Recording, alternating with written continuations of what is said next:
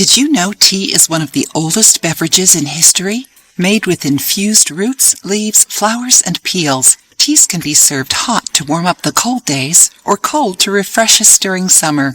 Teas also alleviate symptoms of diseases like gastritis or cold and have an even bigger role. Did you know that the detox process requires a well-hydrated body? Teas make the hydration more fun and specific. Learn how to grow 2 herbs at home to make your teas. Rosemary. Easy to grow, rosemary is used in many dishes. Rosemary tea alleviates the inflammation and burning sensation of colds and flu. If you want to learn more about this herb, watch the suggested video. Rosemary is resistant to heat, wind, and lack of humidity. It can be planted only once, and if well taken care of, stays healthy and productive for many years. There are some essential steps in its growth. If you plan on planting it in a vase, opt for the seedling instead of seeds. Also, choose a large vase, as rosemary grows more exuberant when it has lots of soil available. The soil needs to be well drained to avoid excessive moisture. Rosemary doesn't like humidity and low temperatures, so make sure to protect it against cold and frost. Sun is essential for rosemary, so make sure it receives at least 3 hours of direct sunlight every day.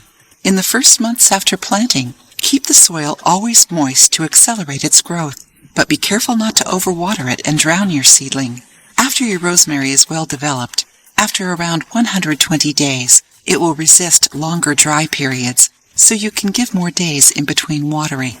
If you follow these tips, your rosemary will always be perfumed and last up to 10 years. Enjoying the video? Then give it a like and share it with your friends to help the channel. Mint. The most recommended for teas is peppermint, which has an accentuated flavor. With quick development, mint doesn't need any chemicals. All you need to do is water it twice a day and keep your plant in a sunny place. As long as it has water, mint can be cultivated all year long. In a little less than a month after being planted, your mint will be ready for harvest. Following these tips, you can harvest all of its stems 3 times a year for 4 to 6 years without needing to replant your mint. Isn't it interesting? Now that you learned how to grow rosemary and mint, go watch the video, Peppermint and Rosemary Tea, to alleviate pains and improve memory.